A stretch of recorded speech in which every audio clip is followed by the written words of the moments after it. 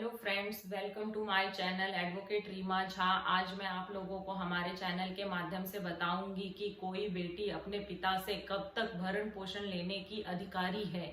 बच्चों का भरण पोषण क्या होता है, पुत्रियों के मामले में भरण पोषण क्या होता है, ये सारी डिटेल्स मैं आज आप लोगों को हमारे चैनल के माध्यम से बताऊंगी। और फ्रेंड्स, अगर आप हमारे चैनल पे फर्स्ट टाइम आए हैं तो हमारे चैनल को सब्सक्राइब जरूर कीजिए।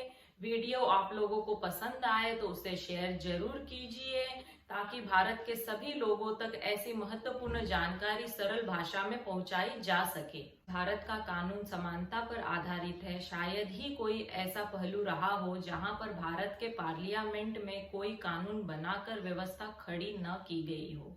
भरण पोषण ऐसे व्यक्ति को देना होता है जिस व्यक्ति पर दूसरे लोग आश्रित होते हैं। दंड प्रक्रिया संहिता के अध्याय 9 में एक पुरुष पर यह जिम्मेदारी डाली गई है कि वे अपने बच्चों, पत्नी तथा आश्रित माता पिता का भरण पोषण करेगा। भरण पोषण से संबंधित कानून घरेलू हिंसा अधिनियम में भी मिलते हैं, जहां पर महिलाओं को भरण पोषण दिलवाने की व्यवस्था की गई है।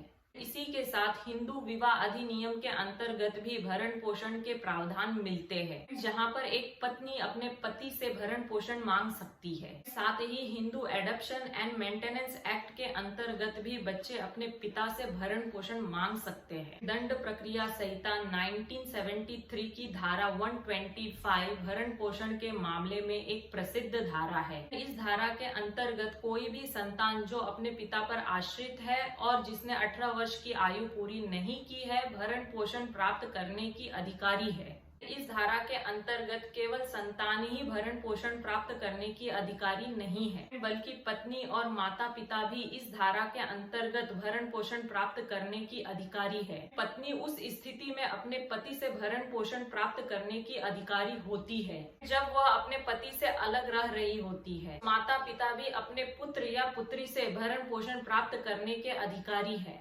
एक पुत्री भी अपने माता पिता का भरण पोषण करने से बच नहीं सकती है। इस कानून ने उस पर भी अपने बूढ़े माता पिता का भरण पोषण करने की जिम्मेदारी दी है। अब मैं आप लोगों को बताऊंगी कि बच्चों का भरण पोषण क्या होता है। एक पिता से अवयस्क बच्चे भरण पोषण प्राप्त करने के अधिकारी होते हैं। अगर कोई पिता भरण पोषण नहीं कर रहा है तब दंड प्रक्रिया संहिता की धारा 125 के अंतर्गत उससे भरण पोषण प्राप्त किया जा सकता है। इसी के साथ Hindu adoption and maintenance act की धारा 20 के अंतर्गत भी बच्चे अपने पिता से भरण पोषण प्राप्त कर सकते हैं। कोई भी पुत्र जो 18 वर्ष की आयु से कम है वह अपने पिता से भरण पोषण प्राप्त करने का अधिकारी होता है। पुत्र के मामले में स्थिति बिल्कुल स्पष्ट है। जब तक पुत्र 18 वर्ष का नहीं है तब तक वह अपने पिता से भरण पोषण प्राप्त कर सकता है। जैसे ही उसकी उम्र 18 वर्ष की होती है फिर उसके पास पिता से भरण पोषण प्राप्त करने का अधिकार समाप्त हो जाता है। अब कानून उस पुत्र से यह आशा करता है कि वह स्वयं अपना भरण पोषण करे। 18 वर्ष की आयु के बाद एक पुत्र पढ़ने लिखने के लिए होने वाले खर्च भी अपने पिता से प्राप्त करने का अधिकारी नहीं है।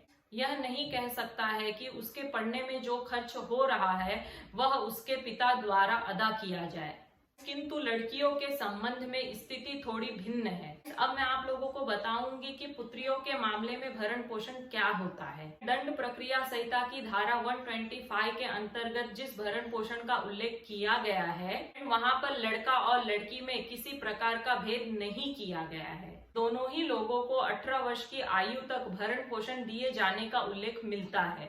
इसके बाद पिता के ऊपर उनके भरण पोषण करने का कोई जिम्मेदारी नहीं है। किंतु Hindu adoption and maintenance act की धारा 20(3) के अंतर्गत एक बगैर शादीशुदा लड़की के मामले में कानून यह कहता है कि अगर वह अपना भरण पोषण करने में समर्थ नहीं है तब वह उसके पिता की जिम्मेदारी होगी कि वे उसका भरण पोषण करें। भारत के उच्चतम न्यायालय ने अपने एक महत्वपूर्ण निर्णय जिसे आशा वर्सेस प्रकाश के नाम से जाना जाता है, यह बात स्पष्ट किया है कि कोई भी अविवाहित लड़की यदि भरण पोषण करने में समर्थ नहीं है तब वे अपने पिता से भरण पोषण प्राप्त कर सकती है। अब भले ही ऐसी लड़की की आयु 50 वर्ष की क्यों न हो जाए, फिर भी वह अपने पिता से भरण पोषण प्राप्त करने की अधिकारी होगी। यहाँ पर यह देखा जाता है कि कोई भी महिला किसी कार्य को करने की स्थिति में है या नहीं।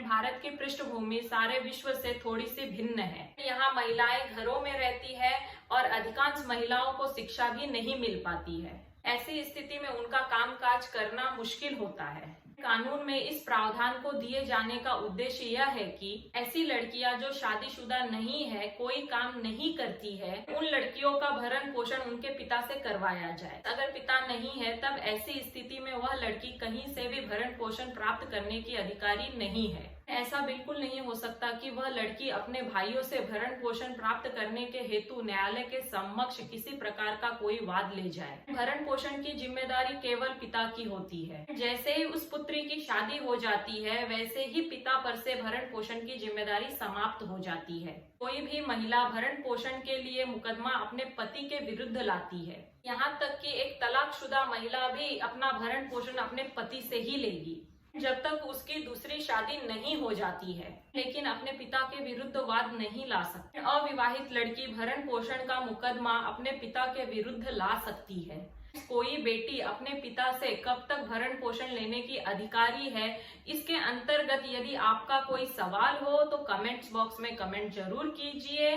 वीडियो पसंद आए तो उसे शेयर जरूर कीजिए, वीडियो को लाइक कीजिए, हमारे चैनल को सब्सक्राइब कीजिए ताकि आपको कानून की जानकारी सरल भाषा में मिलती रहे।